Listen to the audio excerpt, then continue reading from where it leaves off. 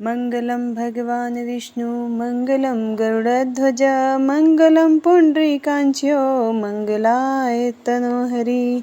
हरे कृष्णा। आप सभी को परमा एकादशी व्रत की बहुत बहुत शुभकामनाएं। भगवान विष्णु और माता लक्ष्मी की कृपा आप और आपके पूरे परिवार पर सदैव बना रहे। आज की इस वीडियो में आप सुनेंगे परमा एकादशी व्रत की कथा। तो भगवान विष्णु और माता लक्ष्मी का ध्यान करते हुए इस पावन कथा को श्रवण करते हैं। प्रेम से बोलिए लक्ष्मी नारायण की जय। श्री पांडु पुत्र राज युधिष्ठिर ने भगवान श्री कृष्ण जी से विनयपूर्वक आग्रह करते हुए पूछा कि हे जनार्दन, अब आप लौंद मास अधिक मास के कृष्ण पक्ष की एकादशी का नाम तथा उसके व्रत की विधि को उसके महात्म्य सहित मुझसे कृपा करके कहो। श्री कृष्ण भगवान ने कुंती पुत्र से कहा कि हे युधिष्ठिर, इसका नाम परमा एकादशी है। इसकी विधि उसी प्रकार है जिस प्रकार से शुक्ल पक्ष की पद्मिनी एकादशी की है। इसके करने से इस लोक में सुख तथा परलोक में मुक्ति मिलती है। इस व्रत में भगवान निरोत्तम की धूप दीप नैवेद्य पुष्प आदि से पूजा करनी चाहिए। इसके विषय में आपको एक पुरातन कथा सुनाता हूँ, जो ध्यानपूर्वक आप सुनिए। हे राजन, सुमेधा नाम का एक श्रेष्ठ ब्राह्मण काम्पिल्य नगरी में रहता था और उसकी भार्या पवित्रा नाम की अति पवित्र तथा पतिव्रता थी। वह ब्राह्मण अपने पूर्व जन्म के कर्मों के कारण अति दरिद्री था। भिक्षा मांगकर अपना तथा अपनी पत्नी का निर्वाह करता था। उस पर भी उसे पेट भर भोजन प्राप्त नहीं होता था। ऐसी हालत में भी उसकी स्त्री धर्म को निभाती हुई पति सेवा करती थी। आए हुए अतिथि को अन्न देकर स्वयं भूखी रह जाती थी, किंतु आवश्यकता होने पर भी वह अपने पति से किसी वस्तु की भी कमी याचना नहीं करती थी। अपनी पत्नी की दुर्बलता को देखकर एक दिन सुमेधा ने अपनी पत्नी से कहा कि हे प्रिय, धनी पुरुषों से याचना करने पर भी कुछ प्राप्त नहीं होता और गृहस्थ जीवन का निर्वाह धन के बिना नहीं होता है। अतः अब तुम ही बताओ कि ऐसी दशा में मैं क्या करूं? मैं चाहता हूं कि कहीं परदेश में जाकर कोई उद्यम करूं। बताओ तुम्हारी क्या इच्छा है? पवित्रा ने कहा कि हे स्वामी, पत्नी का धर्म पति की आज्ञा का पालन करना है। अतः आप जो उचित समझे वही कार्य करें, परंतु शास्त्र नीति के अनुसार जो मनुष्य पूर्व जन्म में दान करता है उसे द्वितीय जन्म में वही प्राप्त होता है। इसलिए बिना कर्मों के कभी कुछ प्राप्त नहीं होता है। हे प्राणनाथ, मेरी समझ में तो आप यही रहकर उद्यम करें, क्योंकि मैं भी आपका वियोग सहन नहीं कर सकती हूँ। इस प्रकार वह वहीं पर समय व्यतीत करने लगे। एक समय उनके यहाँ कौंडिन्य मुनि आए। उन दोनों ने प्रणाम कर आदर सत्कार से भोजन कराकर कहा कि हे मुनि, आज हमारा जीवन धन्य है जो आपके दर्शन किए हैं। आप हमें ऐसा कोई सरल उपाय बताइए कि जिससे हमारी दरिद्रता का विनाश हो जाए।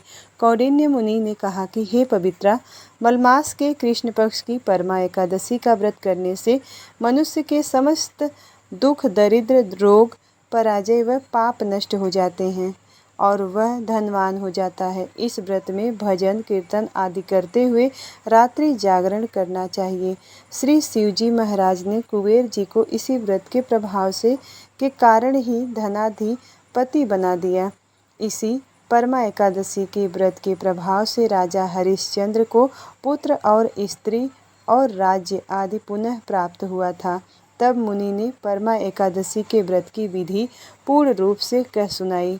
मुनि ने कहा कि हे पवित्रा, पंचरात्रि व्रत इससे भी अधिक उत्तम होता है। परमा एकादशी के दिन प्रातः काल स्नान करके नित्य कर्म करने के बाद निवृत्त हो विधि पूर्वक पंचरात्रि व्रत के प्रारंभ करना चाहिए। जो मनुष्य 5 दिन तक निर्जल व्रत करते हैं वे अपने माता पिता स्त्री सहित स्वर्गलोक में वास करते हैं, और जो मनुष्य इस व्रत में 5 दिन तक संध्या को भोजन करते हैं वे मनुष्य स्वर्ग प्राप्त करते हैं, तथा जो 5 दिन तक स्नान करके ब्राह्मणों को भोजन कराते हैं उन्हें समस्त संसार को भोजन कराने का फल प्राप्त होता है, और अश्व पुण्य कराने वाले को तीनों लोक को दान करने का फल प्राप्त होता है। हे पवित्रे, तुम अपने पति के साथ इसी व्रत को विधि पूर्वक करो। ऐसा करने से तुम समस्त सिद्धि को प्राप्त करके पति के साथ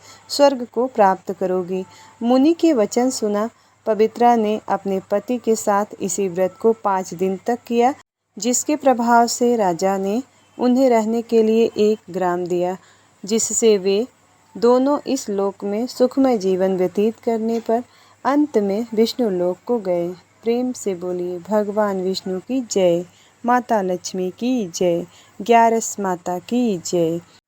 एकादशी माता की कथा। श्री धर्मराज बोले कि हे माधव, आपने यह समस्त एकादशियों की कथा तथा महात्म्य कहे हैं जो कि मनुष्य को अति लाभदायक है, किंतु कृपा करके आप यह बताइए कि जिस मनुष्य को इन सब बातों का ज्ञान नहीं है वह अपने पापों का विनाश किस उपाय से करे।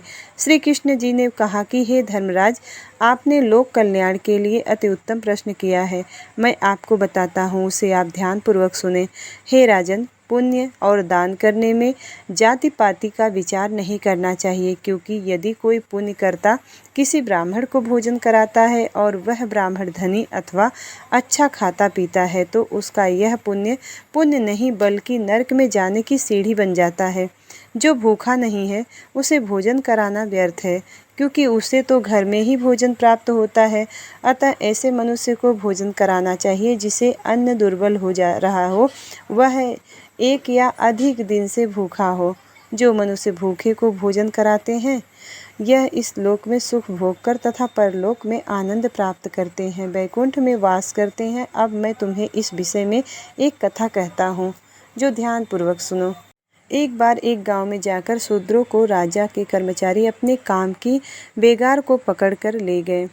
वह अपने गांव से 8 कोस दूर कर्मचारियों को नगर से बेगार करने में माघ मास के शीतकाल में लाए थे। उनके शरीर पर कोई ऐसे वस्त्र भी नहीं थे कि जिनसे वह अपने आप को शीत के कोप से बचा सके। दिन भर काम कराने के पश्चात राज्य कर्मचारियों ने उन्हें घर जाने की आज्ञा दी। तब वह चारों शूद्र भूखे प्यासे ही अपने घरों को चल दिए। शाम का समय हो चुका था। अब उन शूद्रों को 8 कोस दूर उस महान कष्टदायक ठंड में दुख झेलते हुए अपने घर पहुंचना था। वे चारों शूद्र अपने गांव को चले आते थे। देव योग से कुछ वर्षा होने लगी, जिससे वह भीग गए और सर्दी के मारे कांपने लगे। यह दुख देखकर वे चारों मार्ग में ही किसी आने वाले गांव में अपनी जाति के बंधुओं के यहाँ ठहरने का विचार करके एक गांव में वे उस मोहल्ले में गए जहां उनकी जाति के शूद्र बंधु थे। दैवयोग से उस बस्ती में एक नवयुवक शूद्र की मृत्यु हो गई थी, जिसके कारण वे सभी मनुष्य दुखी हो रुदन कर रहे थे। यह सब देखकर वे चारों विपत्ति के मारे हुए वहां ठहरने का विचार त्याग कर जाने लगे। उसी गांव में एक ठाकुर रहता था। वह था तो अनपढ़, किंतु धर्म में विश्वास रखने वाला धनी व्यक्ति था। जब वे चारों शूद्र उस ठाकुर की चौपाल के आगे होकर निकले तो वह ठाकुर अपनी चौपाल पर बैठा हुआ था। उन चारों शूद्रों को जाता हुआ देखकर ठाकुर को उनकी दीन दशा पर दया आ गई। अब उसने उन शूद्रों को अपने निकट बुलाकर उनकी समस्त दुख गाथा को सुना और उसने उन्हें अपनी चौपाल पर ठहरा दिया और उसको पूड़ी व खीर तथा साग से भोजन कराए तथा रात्रि में सोने के लिए 4 खाट तथा कंबल आदि दिए। यह देकर उन्हें आराम से सुलाया। रात्रि में व्यतीत होने पर वह प्रातःकाल जब वह चारों शूद्र गए तो उस ठाकुर ने वह वस्त्र और खाट तथा बर्तन उन्हीं को दे दिया। वे चारों शूद्र उस ठाकुर की प्रशंसा करते हुए अपने गांव को सब सामान लेकर चले आए। हे राजन, इसके कुछ दिन पश्चात उस ठाकुर के गांव में एक वैश्य के लड़के का विवाह हुआ। उसके विवाह में साहूकार को कन्या पक्ष वालों ने हजारों रुपए का माल दहेज में दिया, परंतु जब वह लड़की को विदा कराकर अपने घर लाए तो वह वधू बीमार हो गई। उसके ऊपर प्रेत आत्मा ने असर कर दिया। अब तो साहूकार को अति चिंता हुई कि उसने अनेक वैद्यों और उसको ठीक करने के लिए बुलाए, परंतु इससे कोई लाभ न हुआ। तब कुछ लोगों के कहने पर प्रेतात्मा को दूर करने के लिए साहूकार ने अनेक तांत्रिकों को बुलाया, लेकिन कुछ भी उपाय काम न आया। अंत में एक दिन उस प्रेत ने कहा कि हे साहूकार, तुम्हारे गांव में एक ठाकुर है। यदि वह मुझको वचन दे तो मैं इस तेरे पुत्र की स्त्री को छोड़ दूंगा। इस पर साहूकार ने तुरंत अपने पुत्र को भेजकर उस आदमी को बुला लाया और सारा वृतांत कहा। इस बातों को जानकर ठाकुर को बड़ा आश्चर्य हुआ। वह सोचने लगा कि मैंने ऐसा क्या काम किया है जिससे यह प्रेत मेरे कहने से इस बधू को छोड़ दे जाने पर तैयार हो रहा है। यह विचार करके उस ठाकुर ने उस प्रेत से पूछा कि हे प्रेत, मैं क्या करूं जो तुम इसे छोड़कर चले जाओगे। प्रेत ने कहा कि हे ठाकुर जी, तुमने 4 यज्ञ किए हैं, जिनमें से एक यज्ञ का फल तुम मुझे सौंप दो। मेरी इस प्रेत योनि से मुक्ति हो जाएगी और मैं उसे छोड़कर चला जाऊंगा। तब वह आदमी बोला कि प्रेत, मैंने कई भी यज्ञ नहीं किया है और फिर तुम कैसे कहते हो कि एक यज्ञ का फल मुझे दे दो। प्रेत ने कहा, हे ठाकुर जी, आपने जो 4 शूद्रों को भोजन कराकर तथा वस्त्र देकर जो शुभ कर्म किया है वह 4 यज्ञों के फल के बराबर फलदायक है। अतः आप मुझे उनमें से एक यज्ञ का फल प्रदान करो तो मैं इसे छोड़कर चला जाऊंगा। प्रेत की बात सुनकर ठाकुर ने एक यज्ञ के फल को उस प्रेत को दे दिया और वह उस वधू को छोड़कर चला गया। अब वह ठीक हो गई। अब उस प्रेत को उस योनि से मुक्ति दिलाकर 4 यज्ञ के फल को प्राप्त किया।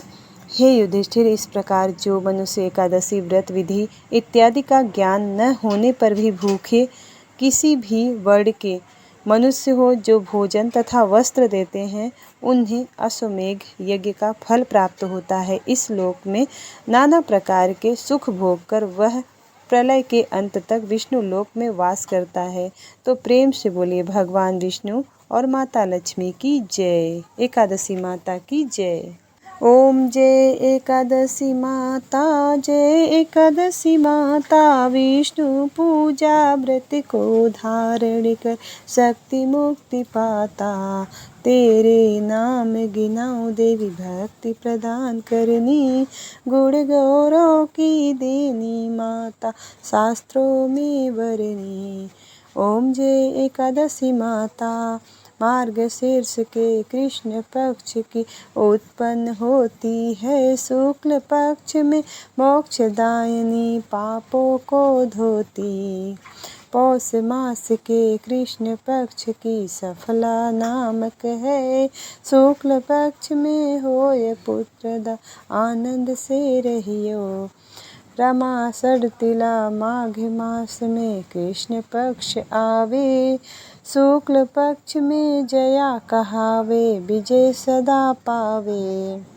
विजया फाल्गुन कृष्ण पक्ष में शुक्ला आमल की।